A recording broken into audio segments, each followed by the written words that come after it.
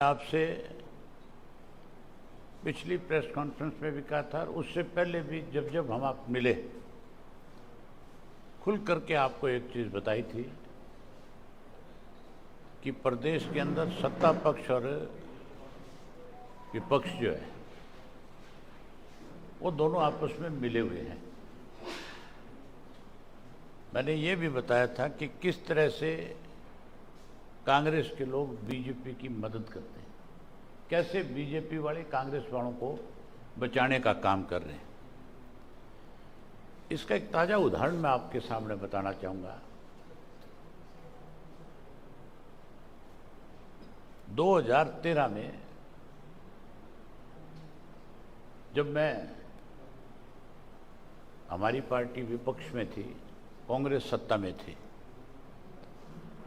उस वक्त हमने प्रदेश के अंदर सरकार के खिलाफ सरकार कैसे भ्रष्टाचार को बढ़ावा देती है, कैसे लोगों से पैसा ऐंठती है और किस तरह से आपके ये जो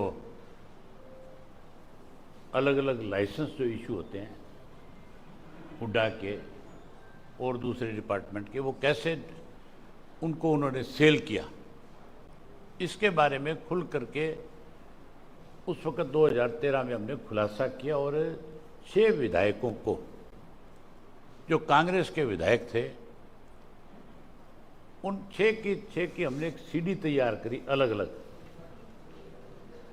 और उनको सीक्वेंस वाइज हमने दिखाया, आपको बताया कि किस तरह से ये लोग पैसा लेते हैं, कैसे बैठ करके सौदेबाजी करते हैं। और फिर जब हमने उसकी कंप्लेंट दी, तो कंप्लेंट दी थी हमने उस वक्त जो बना हुआ था आपका लोकायुक्त, उसके सामने कंप्लेंट करी, क्योंकि सरकार कांग्रेस की थी, कांग्रेस तो उस पर कोई कार्रवाई कर ही नहीं रही थी। कांग्रेस तो बल्कि हमें विधानसभा में उस इशू के ऊपर नेम करके बाहर कर रही थी कि हम उसको विधानसभा में भी रेज ना कर सके। लेकिन हमने लोकायुक्त को जाकर शिकायत करी, उस पर नोटिस हो गया। उसके बाद इलेक्शन हो गया, इलेक्शन में भाजपा सत्ता में आ गई, मनोहर लाल खट्टर मुख्यमंत्री बन गए और वो खुल करके ये कहते थे कि मैं तो भ्रष्टाचार खत्म करूंगा। लेकिन उन्हीं की टीम में एक ऐसा एमएलए जिसके खिलाफ उस सीडी कांड में जो शामिल था, बीजेपी की टिकट पे एमएलए बन गया हंसी से विनोद भाणा। तो जब विनोद भाणा एमएलए बन गया उनका, तो फिर उन्होंने उस सारे इशू को दबा दिया कि इसमें कहीं ना कहीं तुम्हारा एमएलए भी सम्मिलित पाया जाएगा।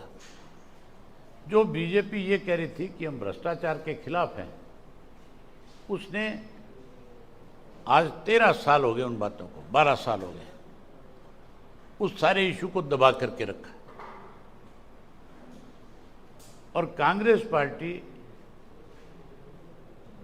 ने आज फिर ये दोबारा साबित कर दिया, कांग्रेस का अध्यक्ष राव नरेंद्र को बना करके, कि उनके लिए भ्रष्टाचार करने वाला व्यक्ति कोई मायने नहीं रखता।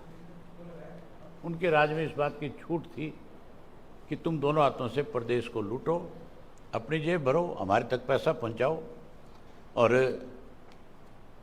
लोगों को चाहे किसी भी परेशानी का सामना करना पड़े, उससे आपको कोई तकलीफ ना हो।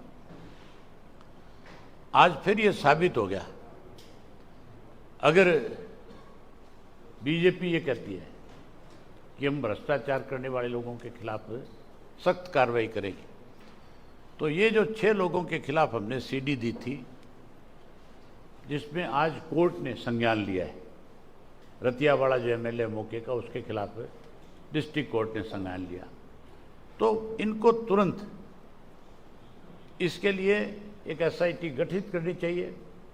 और इन 6 लोगों के खिलाफ, जिनके खिलाफ हमने सीडी जारी करी थी, उनके खिलाफ नए सिरे से इंक्वायरी करके और उसमें आगे बढ़ना चाहिए। अगर बीजेपी ईमानदारी से काम करेगी तो फिर तो हम ये मान सकते हैं कि बीजेपी भ्रष्टाचार के खिलाफ है। और अगर इसमें कुछ नहीं करती तो फिर इसका मतलब सीधा सा ये है कि भाजपा वाले कांग्रेस वालों को बचाना चाहते हैं। आपस में अगर मिले हुए ना होते तो फिर अब तक कार्रवाई होती कि नहीं होती। आज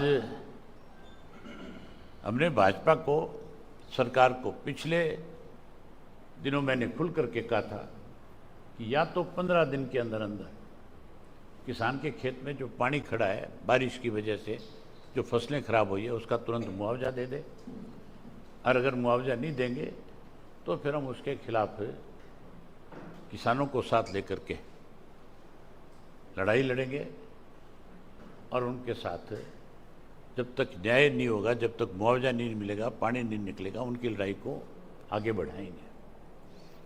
आज फिर दोबारा ये बात आपके माध्यम से सरकार को कहना चाहता हूँ कि 15 तारीख डेडलाइन है हमारी।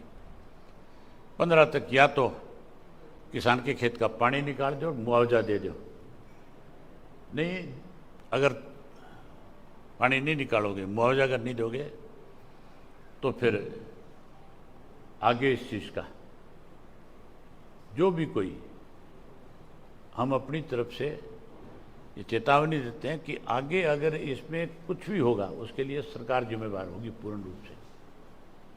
फिर चाहे हमें किसी भी हद तक आगे बढ़ना पड़े, फिर हम पीछे नहीं हटेंगे, आगे बढ़ेंगे और उसके लिए पूर्ण रूप से सरकार जिम्मेदार हो जाएगी। 7 तारीख को अपने प्रदेश कार्यकारिणी की बैठक बुलाई है रोहतक के अंदर।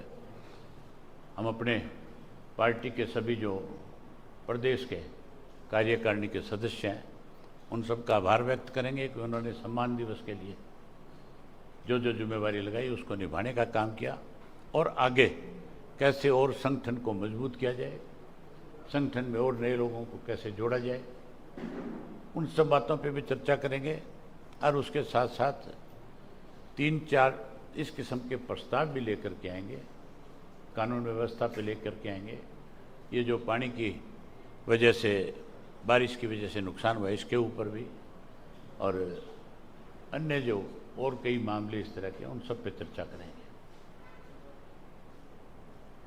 आज तो रोहतक जो है वो हरियाणा की राजनीति का एपिसेंटर बन गया है।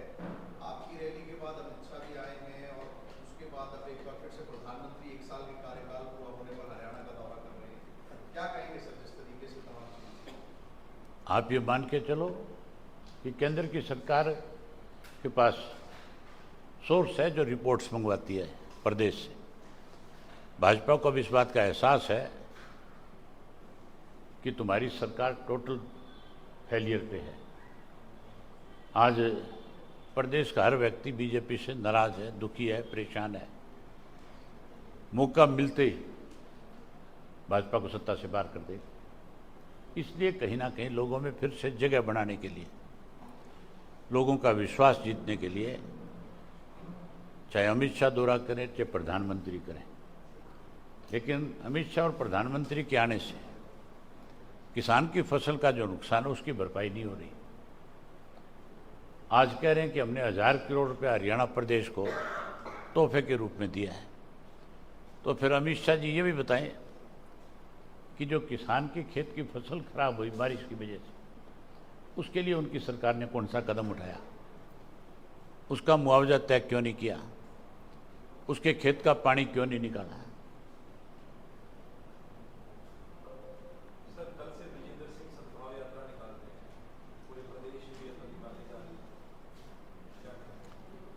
इसका मतलब कांग्रेस में बड़ा विवाद है कि सद्भावना की जरूरत पड़ गई कांग्रेस को। आप ये मान के चलो कि कांग्रेस में एक नया गुट और खड़ा हो जाएगा, एक नया ग्रुप और तैयार हो जाएगा। जिस पार्टी में गुटबाजी होगी, जिसमें अनुशासनहीनता होगी, जिसमें डिसिप्लिन नहीं होगा, वो पार्टी आगे नहीं बढ़ सकती।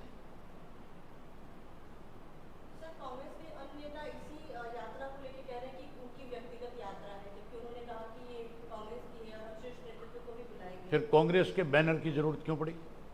अगर व्यक्तिगत है तो फिर कांग्रेस का बैनर क्यों यूज करें? कुछ एक नेता कह रहे हैं कि हमारा पूरे प्रदेश अध्यक्ष कांग्रेस के भी कह रहे हैं मैं ये कह रहा हूं आपसे कि सद्भावना यात्रा तो तब होती है जब सब लोग शामिल हों।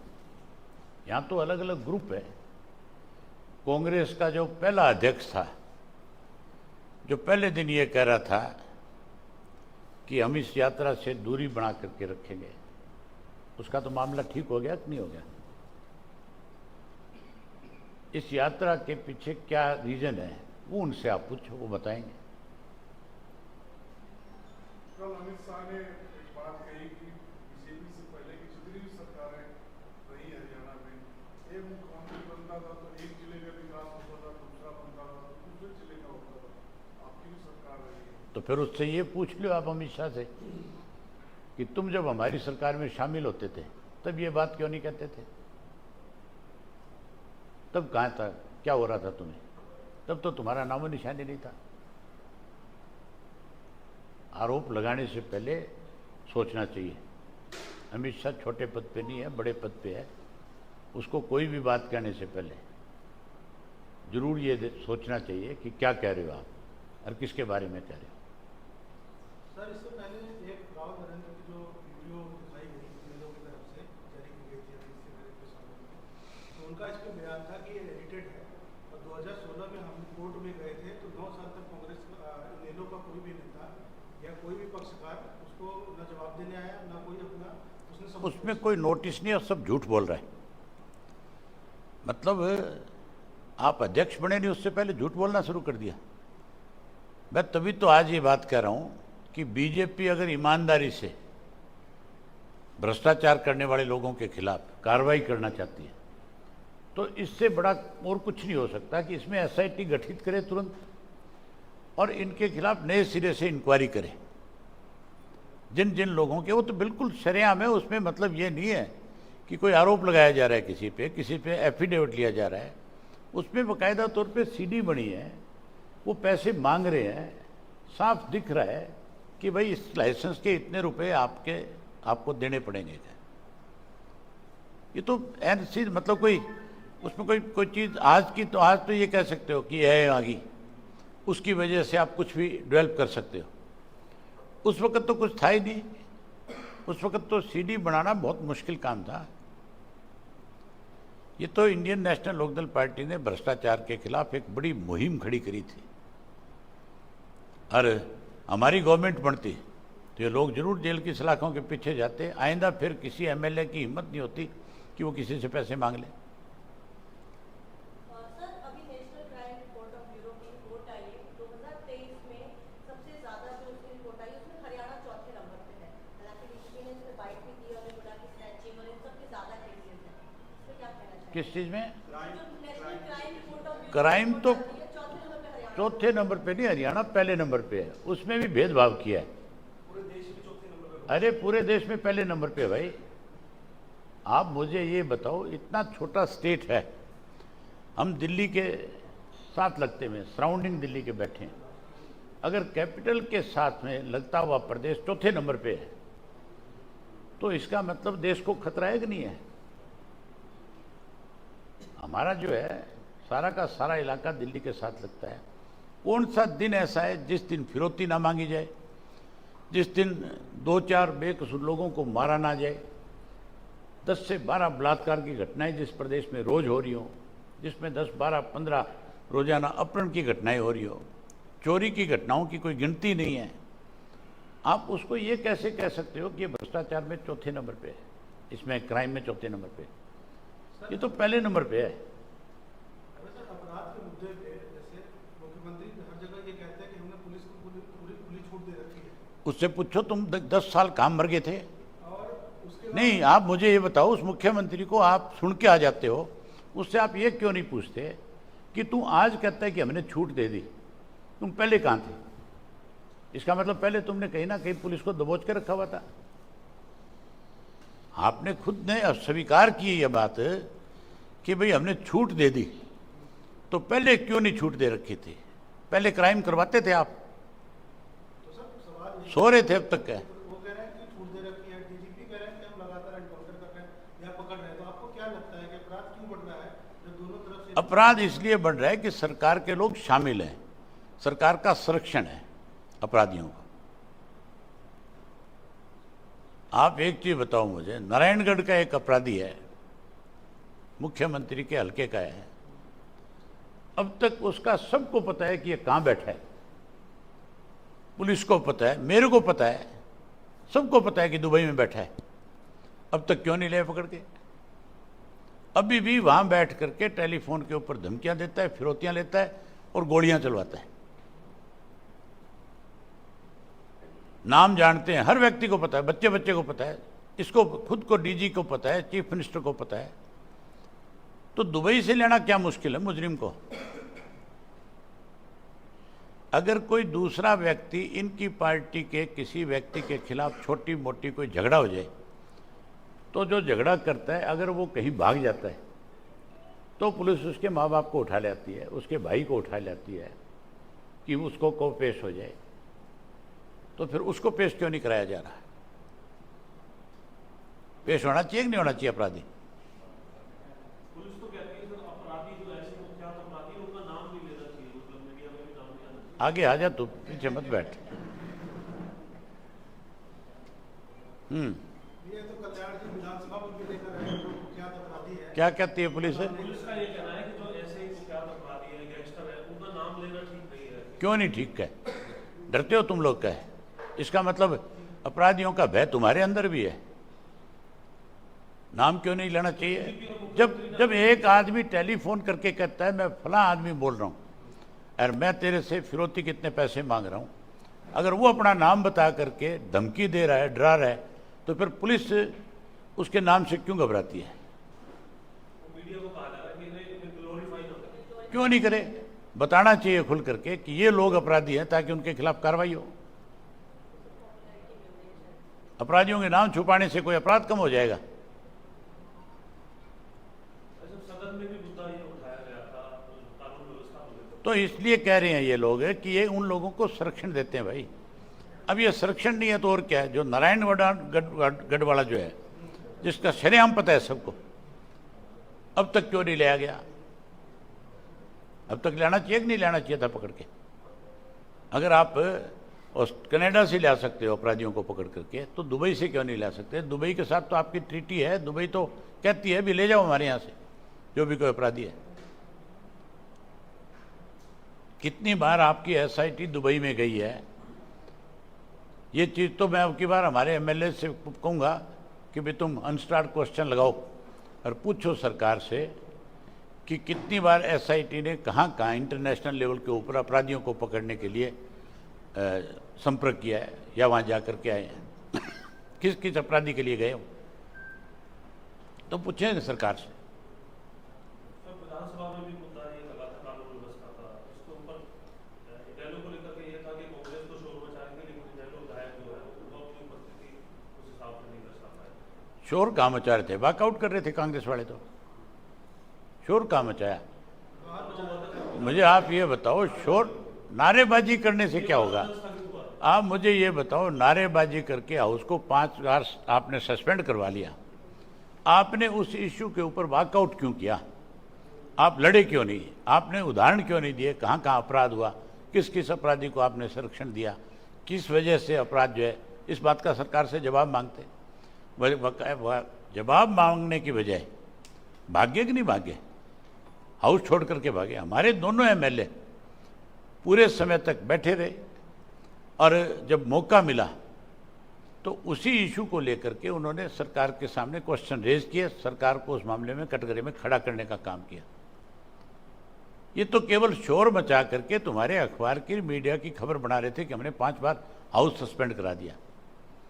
हाउस सस्पेंड कराने से और उस चीज़ का लोगों के सामने लोग कैसे संतुष्ट हों, लोग कैसे इस बात को माने कि हमारी आवाज़ कोई विधानसभा में उठा रहा है। विधानसभा में आवाज़ नहीं उठाई, भाग गए। चौटाला साहब, ज्वाइनिंग्स का एक बड़ा सिलसिला जो है रैली से पहले देखने को मिला था कि आने वाले समय में कुछ बड़े हाँ, अब भी आप बड़े चेहरे देखोगे। हर 10 दिन में 15 दिन के अंदर हरियाणा प्रदेश के अंदर अलग अलग राजनीतिक दलों को छोड़ करके लोग इंडियन नेशनल लोकदल पार्टी को ज्वाइन करेंगे और बड़ी ज्वाइनिंग होगी, जिनकी अपनी एक पहचान मतलब वोट के रूप में नाम तो बहुतों के बड़े हैं, पर हमारे यहाँ कहावत है नाम बड़े दर्शन छोटे का। पर मैं उन लोगों को ज्वाइन कराऊंगा जिनके समाज के अंदर एक अपनी पहचान होगी। सर अभी थोड़े दिन में संपत सिंह जी का नाम काफी आया हुआ है सामने, ये भी चर्चा चल रही है। ये फैसला चौधरी संपत सिंह करेंगे। चौधरी संपत सिंह हमारे आदरणीय है, और चौधरी संपत सिंह का और हमारा आज का रिश्ता नहीं है, आप जो पैदा नहीं हुए उससे पहले के रिश्ते हैं। बहुत धन्यवाद।